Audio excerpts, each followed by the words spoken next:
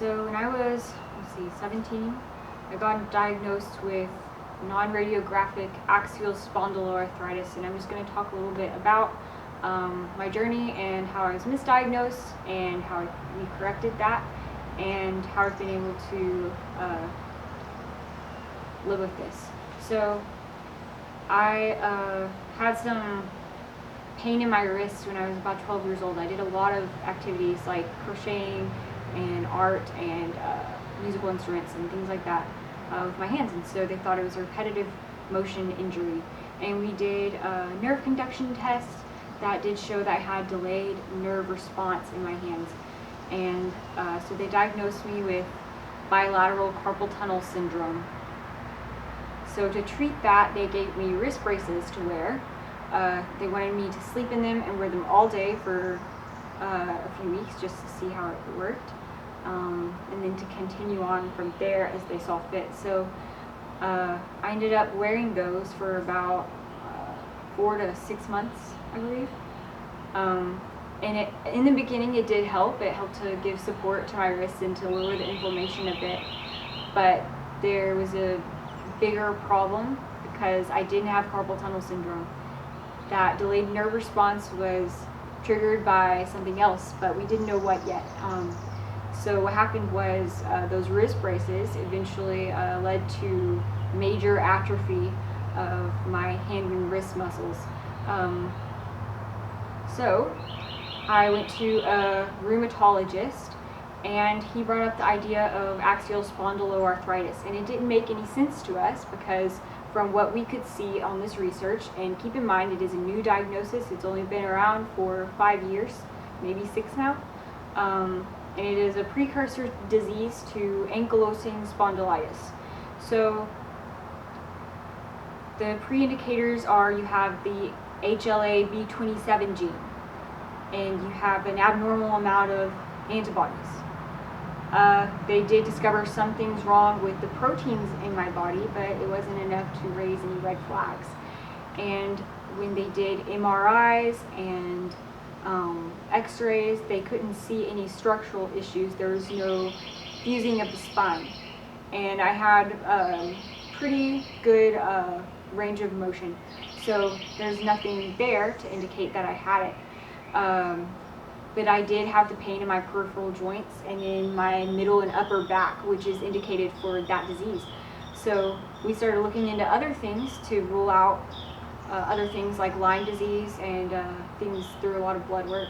One time I went and I got like 14 tubes drawn, I think. So that was pretty routine for me to start doing a lot of blood work and to have to go in for labs all the time because we were trying to figure out what was wrong. We looked into a neurologist to see if this could be psychosomatic, that maybe there's something going on in my brain that was causing all this to happen, because the nerves and the muscles and everything are definitely connected, but it wasn't psychosomatic either. So kept going to the rheumatologist, and still we weren't completely sure that this is what it was, because he put me on some NSAIDs, which are medications that are designed to lower the inflammation in your body, but they didn't help. Maybe for the first week they would help and they wouldn't do anything, and I didn't want to get on anything stronger that would require me to monitor my lab so closely all the time, because I didn't want to ruin my kidneys or my liver or anything like that. I didn't want to do anything super risky. So I got a referral to go do acupuncture, and that helped a lot. And if you don't know, acupuncture is a Chinese medical practice where they put needles in your pressure points around the affected area, and it actually targets those nerves and causes the brain to send the signals to heal that specific spot. So it lowers the inflammation and it definitely helps reduce the pain. That helped a lot, but there's only so far you can go. I wanted something that would be a lot more lasting and that would not consume so much of my time and resources. So we decided to do physical therapy, and that helped a lot, and exercise is pre-indicated for axial spondyloarthritis and pretty much any rheumatological problem. So We worked on strengthening my back and core to try to keep my vertebrae like in line and also flexible. And then we did a lot of wrist exercises to try to correct the atrophy that happened within them. At the beginning, I had 27 pounds of grip in my left hand and 30 pounds in my right. And for a functioning elderly person, just to open doors and do simple things like that, they have 40 pounds of grip in their hands, and I had less in both of mine, so I wasn't even to the functioning level. Very difficult to open cans, and I couldn't hold stuff for a very long time. I would drop things because I wasn't strong enough, and that was a result of atrophy because I wore my braces too long, because we didn't know exactly what the problem was. We were targeting the problem, but that wasn't the root of the cause. And so I had nerve damage, yes, in my wrists because of the axial spondyloarthritis, and it spread to my peripheral joints, and it wasn't originating from the wrist. So that's what we discovered there.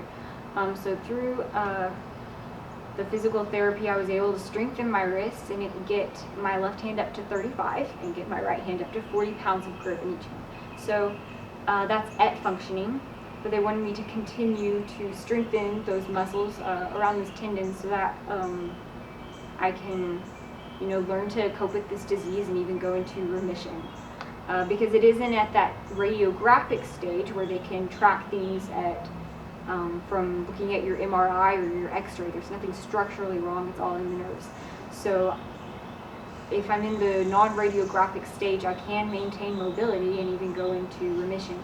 And some people don't go past the non-radiographic stage. So I continued to do the exercises after I stopped needing physical therapy because I progressed past the point where they could really help me much anymore. But then the symptoms started getting worse, and so exercise alone wasn't enough to help.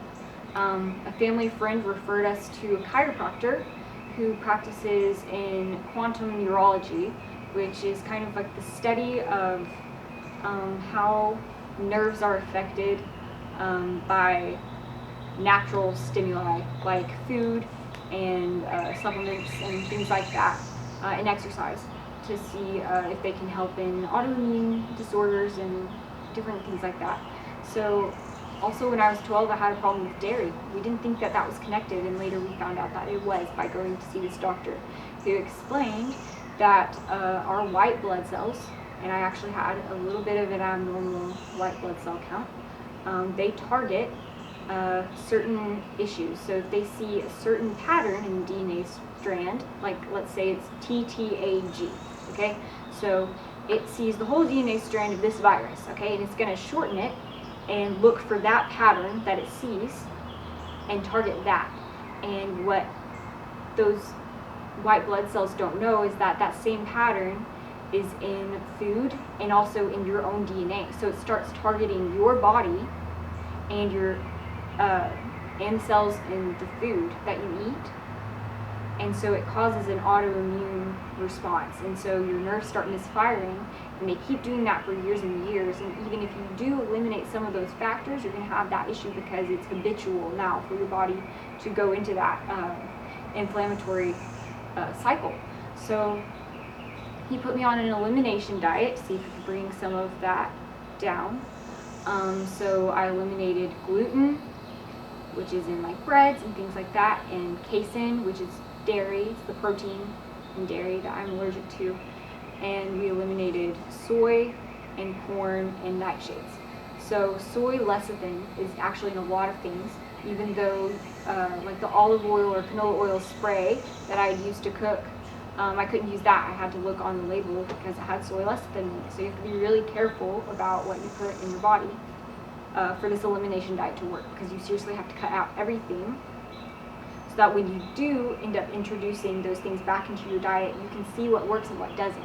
Because if you go through a period of 30 days or more without having those foods, and you introduce one thing at a time and then go 30 more days without having it, then that gives your body enough time to get it out of its system, and then once you reintroduce it, you'll know whether or not you have problems with it because you'll have a reaction.